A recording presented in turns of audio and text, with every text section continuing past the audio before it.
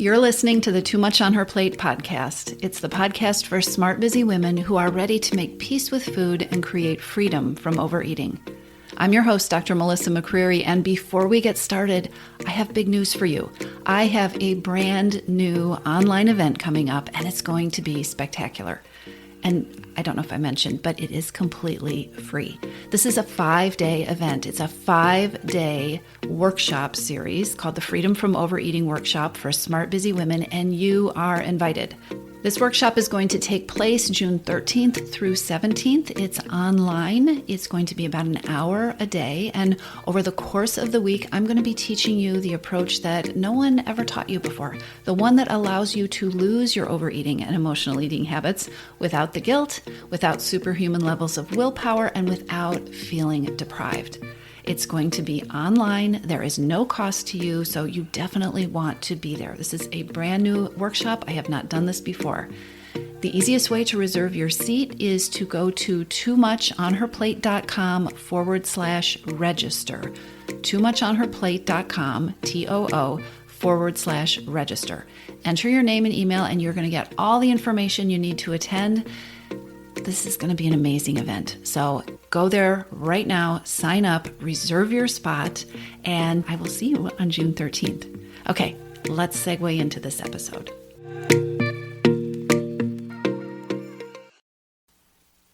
Today I want to talk with you about a really common and very frustrating kind of overeating, and that is eating to numb or to numb out.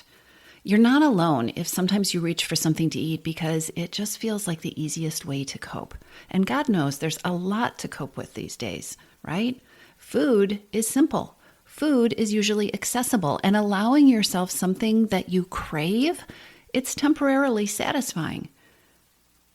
And depending on what you eat, there can also be an actual chemical reaction that comforts you and soothes you and calms you in the short term.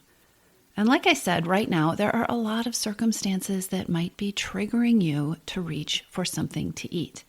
As we've covered in so many episodes of this podcast, it is so easy and tempting to feed hidden hungers that aren't really for food, by reaching for something to eat.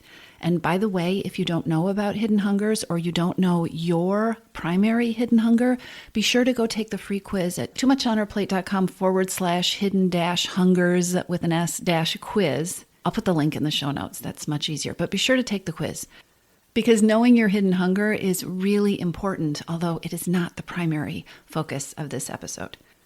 Let's go back to eating to numb. Eating to cope with overwhelm is an easy habit to fall into, and it's a big reason that people eat to numb. In some moments, it might feel like there's nothing else that will help. You might even tell yourself, you might even believe that in that moment there aren't any other options. But stick with me, because there are some simple moves that you can make that will help you take your power back from that emotional eating and overeating. And I'm not talking about tricks to gain yourself superhuman levels of discipline. You aren't alone if you're feeling challenged right now, or if you've been feeling challenged for a while. And you're not alone if you just want to escape, to zone out, to go numb, to turn off. And you might just need to turn off. Honestly, you might just need to turn off. Take a look and make sure that you are allowing yourself pure, undiluted rest. Numbing isn't rest. Eating all the Oreos isn't rest. Scrolling through social media or having the news playing nonstop in the background isn't rest. Rest is a basic human need. And contrary to popular belief, resting isn't always easy, and more, resting isn't comfortable. We live in a world where we're being conditioned to choose numbing and distraction over rest, and over the strategies that I'm going to talk about in a minute. And this conditioning to choose numbing and distractions is absolutely tied up with overeating, emotional eating, and overwhelm. It's absolutely tied up with vicious cycles with those things, and also with other habits that you probably aren't happy with. Think about when you numb out with that pack of Oreos or whatever it is. In the moment, you might have a sugary rush and you might be able to escape your feelings. But a few hours or maybe a few minutes later, The situation is the same. You used snacking or binging or overeating to press pause, but nothing really changed about your circumstances. At least it didn't change for the better. So this isn't about shaming, and it's not about guilting. This is about understanding and empowering yourself to make different choices. So let's talk about the alternative to mindless eating and endless emotional eating and weight gain when it feels like you're in this place where you just want to escape the overwhelm, when you just want to numb. I want to underline this, okay? There isn't something special or different about you that makes it so tempting to numb out or to distract yourself or to choose scrolling or snacking over honestly looking at what you need or over resting or making some truly beneficial choice. It is not that there is something wrong with you. There are entities making a lot of money and spending a lot of money to get you to make these choices of numbing and distracting and distancing. There are entities that make a lot of money and spend a lot of money to keep you in reaction mode, choosing to react by grabbing your phone or a snack or diving into Netflix when uncomfortable situations or feelings come up. Your power and your ability to make different choices, that comes when you can break this cycle of being reactive to the cues or to your old habits or the triggers to numb, the urges to push feelings down, or the reaction of wanting to reach for something to eat at the same time you pick up your phone. If you only take one thing from this episode, here is what to write down. You can only be intentional. You can only make true, clear choices when you are grounded. If you are numbing, if you are in reaction or distraction mode, if you are not thinking about things, then you're not in the driver's seat. As we say in Your Missing Piece, you're not occupying the CEO chair at the boardroom table. You are not the CEO of your well-being. You're reacting at what's coming at you, not choosing. The way out of numbing with food is to find simple, reliable ways to feel anchored and grounded. This is how you take your power back. This is so important. Being anchored and grounded means you're present. You're in your body.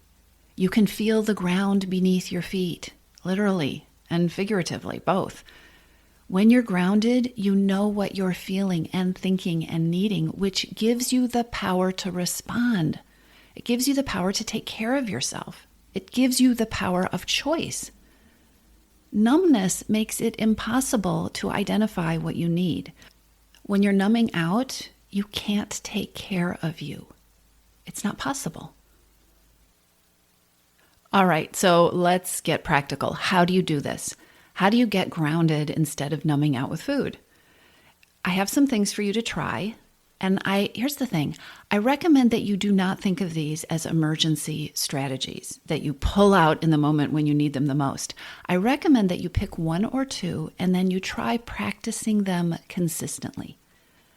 I recommend that you let your brain and your body get familiar, get comfortable with them. Make these habits, because the influences to use these numbing strategies like overeating to cope, those influences are very familiar to you. So you really want to practice these. And they're simple enough that they are things that you can, when you pick one that feels like a fit for you, you can practice these and just incorporate these into your life. So here are some ideas to get you started. The first one is super simple, and you can do it anywhere, but I still want you to practice it on a regular basis. Just stop and take 10 deep, slow breaths. That's it. When you stop and you take 10 deep, slow breaths, you'll be in your body. You'll be aware of your body. You'll slow down. And if your body happens to be in the midst of a stress reaction, you are going to begin to physiologically reverse it by taking those deep breaths. Make this a regular practice, just this one thing, and you might be amazed at what happens. Try this out before you react, before you pick up your phone, before you take something to eat out of the pantry. Just practice this and see what happens. Another thing that you can think about trying is journaling. Now, do not make this a big, elaborate project. Journal for 5 minutes every morning. Use it as a time to check in and to notice how you're feeling. Do not make this something bigger than it is. I want to say that over and over again. We put so much weight sometimes on journals. Don't tell yourself how much you'll write or what you're going to write about. Don't worry about going back and reading it over. Just set aside the time, pick up a pen, and write without judgment. Let it be enough and see what happens. Another thing that you might want to try that can be really useful is to eat a mindful meal. Tune in. Stop all the distractions and tune in with all your senses and experience being present. Tuning in with all your senses, blotting out the distractions means no TV, no phone, no book in front of you. Paying attention is a really interesting process. I bet you'll learn something if this is not something that you do regularly. Paying attention allows you to feel satisfied. It allows you to know when you are no longer hungry. It allows you to taste your food. It's okay if it feels uncomfortable. Be curious about that. It very well might feel uncomfortable. Just wonder about it. See what you can learn from it. What do you discover when you stop and you eat a mindful meal, when you allow yourself to be present and anchored in the moment? One thing that really helps with being grounded and anchored and present is to make sure you give yourself space. And I don't mean big swaths of space. You don't need to take a week off, but give yourself a little bit more space, even a few minutes in between your activities. Give yourself the opportunity to actually change gears instead of charging from one thing to the next or overlapping, right? Starting the one thing while you're still finishing up the other thing without a break. Or, like many people do, not giving yourself actual physical time between things, but grabbing a snack as a transition. Transitions, the space that we give ourselves or don't give ourselves in between things, these things are so important. They play such a key role in overeating. If you haven't listened to my 2 podcast episodes that I did on transitions, at least at the time of this recording, I've only done 2 episodes about transitions. I am pretty sure there'll be more. But if you haven't listened to those, be sure to take the time to do that. I think they'll be really helpful.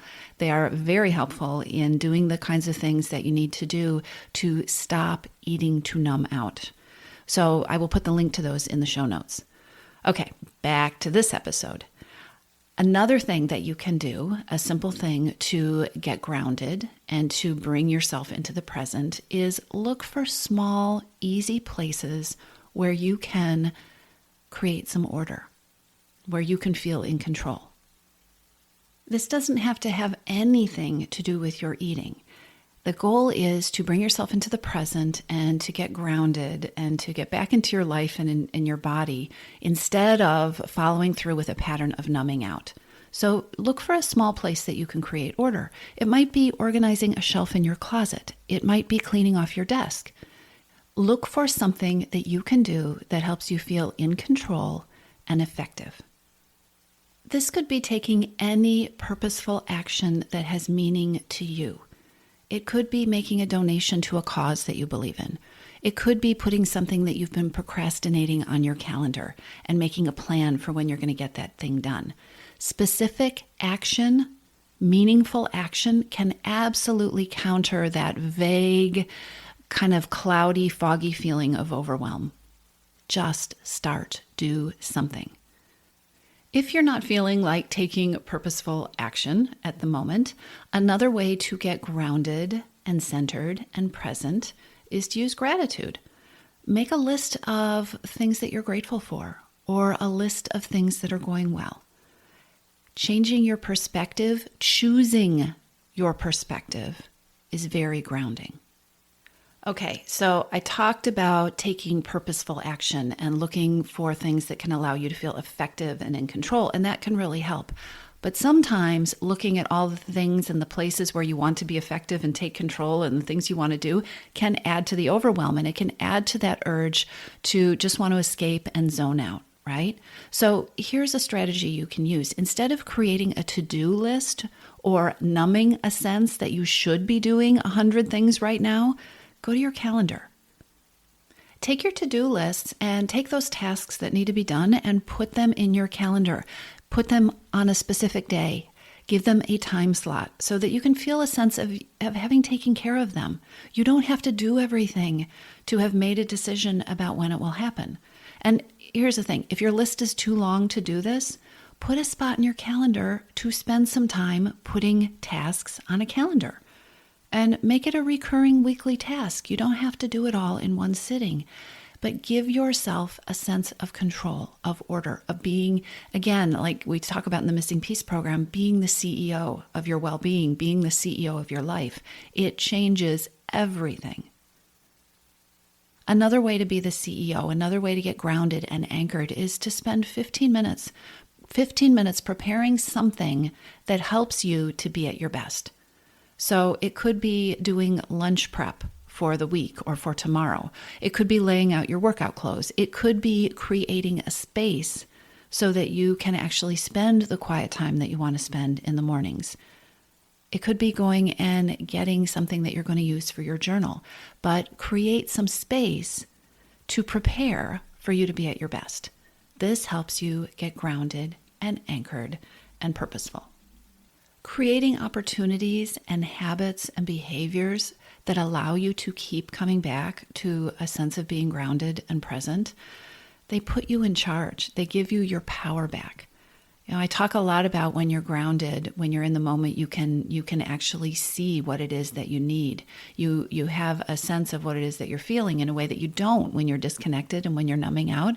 And all of that is true. But I hope you hear, as I'm talking about these strategies, how empowering they are. Because every time you make a choice or you put something in place that is going to allow you to be more grounded and be more present, you're making a choice that is empowering. You're making a choice that's for your own well-being. You're making a CEO choice, all right? So as you go along, you can look for places where you need that kind of structure, where it would be helpful to you, or maybe you crave it. Maybe it would just make everything feel so much more simple. A kind of structure that allows you to come back to being grounded and present. So look for those places and then start to create small routines, small rituals that are manageable with how your life is now. These could be things like taking 10 deep breaths before you pull out of the parking lot, or checking in with yourself while you're brushing your teeth and just asking yourself what you know about how you're feeling, or adopting that habit of the 5-minute journaling routine in the morning while you drink your coffee. Creating and repeating routines gives you ongoing ways to keep regrounding, to stay in the present, to disconnect from that need to zone out and to numb out with food, and to take your power back. Another way to get anchored is to connect with someone that you trust. Spending time with another person, even if you do it virtually sometimes, can be grounding. Physical touch is grounding. Talking through your thoughts, the ones that are ricocheting in your head, talking those through, saying them out loud to another person that you feel safe with and cared about, this is grounding. Now, one other important way to feel more grounded is to make sure you're getting the level of support that you need when you need it. If all of it is feeling like too much, if these strategies don't feel like they're enough of what you need, there are professionals who can help. That's how you take your power back. Look, every CEO knows that it is a power move to identify when you need more resources and to reach out to build up your team or to get the additional resources that are going to get you to your goal. Do not be hesitant or afraid or tell yourself stories about how it's anything except a power move to allow yourself the support that you need. Okay, one final thought. Sometimes the simplest thing that you can do to feel more grounded is to simply begin noticing when you aren't. Tuning into how you feel, whether it's peaceful or stressed or anxious, that's grounding. Becoming more aware of your thoughts and your feelings and the physical sensations going on inside of you, that will bring you into your body. That alone, being aware that, I don't feel so grounded right now, will help you be more present. Being present, being grounded these days, it's not always easy. You are definitely going to be imperfect and sporadic at it. We all are. You're doing your best. The beauty of all of this is that all of that is okay. Every time you stay present, every time you connect with what it is that you really need, you're reinforcing a new habit and you are diminishing the hold that overeating and emotional eating habits have over you. Overeating, reaching for something to eat, doesn't fix what's hurting you or disturbing you. It doesn't feed your hidden hungers. It doesn't help you get what you need. Disappearing yourself by going numb or burying your feelings doesn't help in the big picture. The story that you just need to ignore your feelings and push down your needs, that hurts you. And overeating is never a solution that lasts. So remind yourself of these things. Put down your phone, walk out of the kitchen, take a few breaths, and then ask yourself what it is that you really need. Have you reserved your spot in my upcoming free 5-day workshop yet? The 5-day Freedom from Overeating workshop for smart, busy women takes place online June 13th through 17th, and you want to be there. Over the course of 5 days, an hour each day, I'm going to be teaching you the 4-step approach to ending overeating that no one has ever taught you, so that you can stop overeating and emotional eating without guilt, without superhuman levels of willpower, and without feeling deprived. All you need to do to join us is register, reserve your spot. Go to toomuchonherplate.com/register. Enter your name and your email, and we will get you all the information that you need to attend. The event takes place June 13th through 17th. Go to toomuchonherplate.com/register, and I'll see you there.